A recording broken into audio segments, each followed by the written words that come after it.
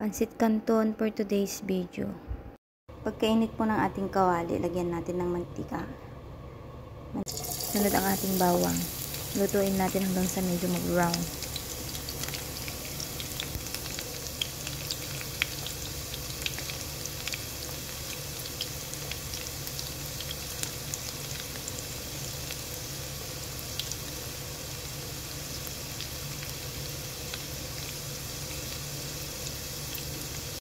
So, ayan, medyo brown na siya. Pwede na natin ilagay yung ating sibuyas.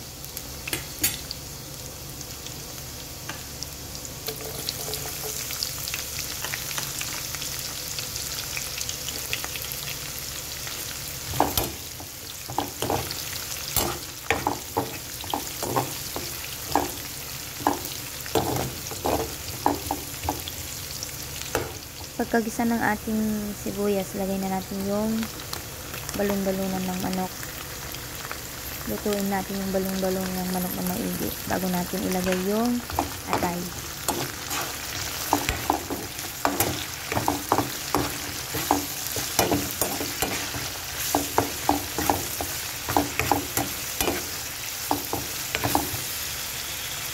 So, eto na. Okay na yung balon-balunan natin. Ilagay na natin yung atay.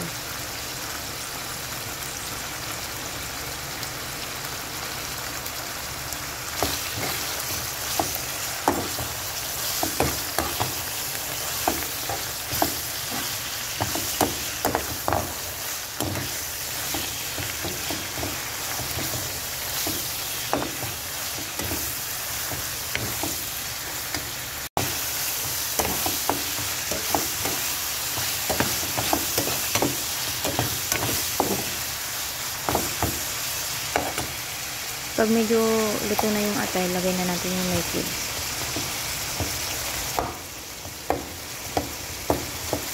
Tunawin natin yung Knorr cubes.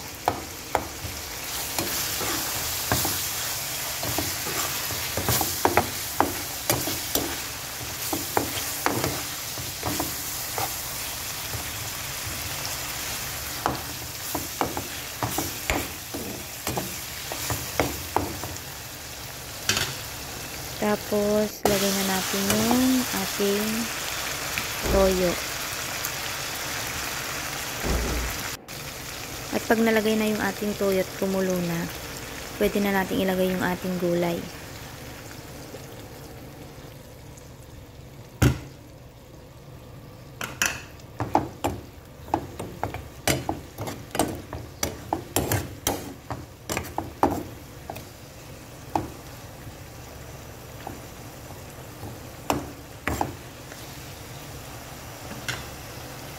Na kumukulo na siya, lagay na natin yung ating gulay.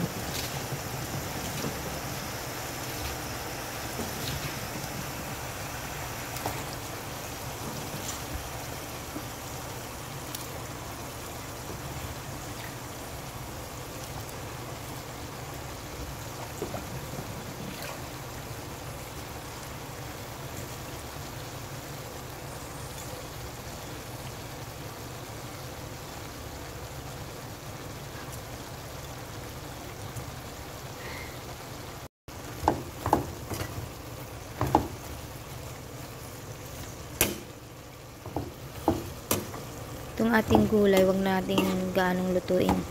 Half cook lang.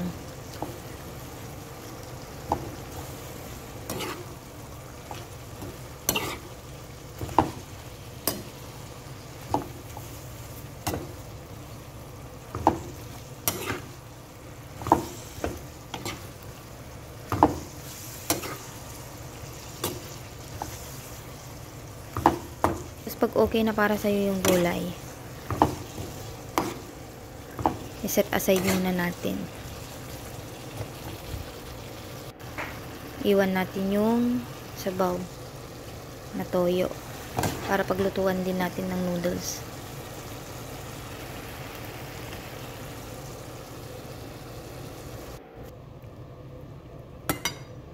So, pagkatanggal ang mga gulay natin, lagyan natin ng konting tubig. Pwede din po tayong maglagay ng Knorr cubes kung gusto nyo pa nang maglagay. Ako kasi din ako naglagay eh. Maglalagay na lang ako ng konting magic sarap mamaya.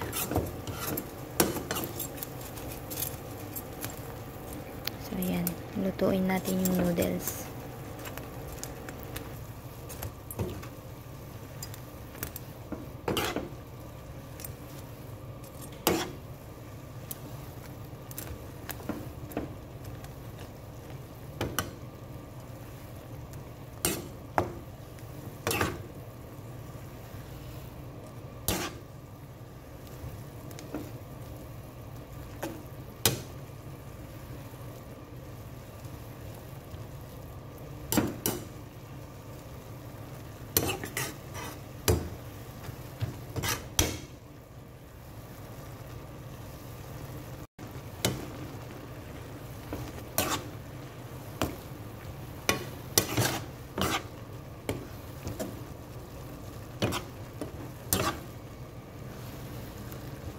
Pag medyo luto na yung ating noodles, lagyan na natin ng konting magic sarap.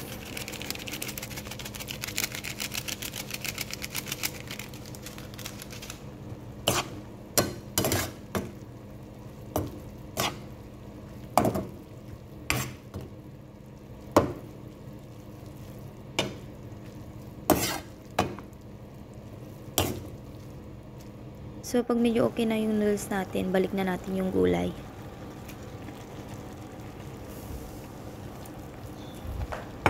Tapos, haluin ulit natin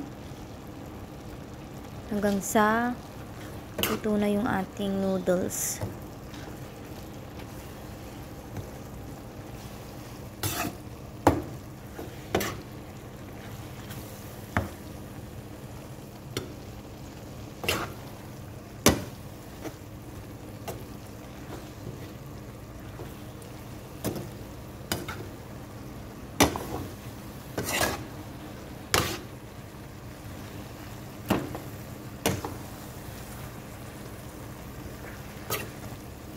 Ayun na.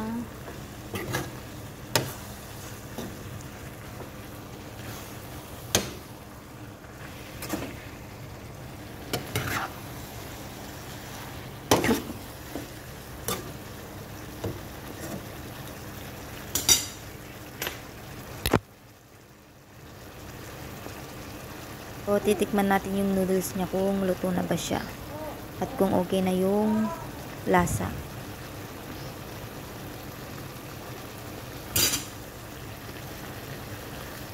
Ito na ang ating pansit. Pwede na natin patayin. Ayan.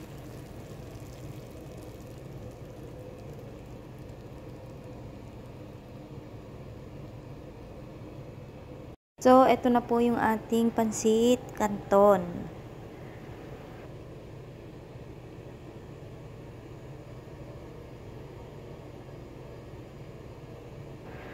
Thank you for watching po.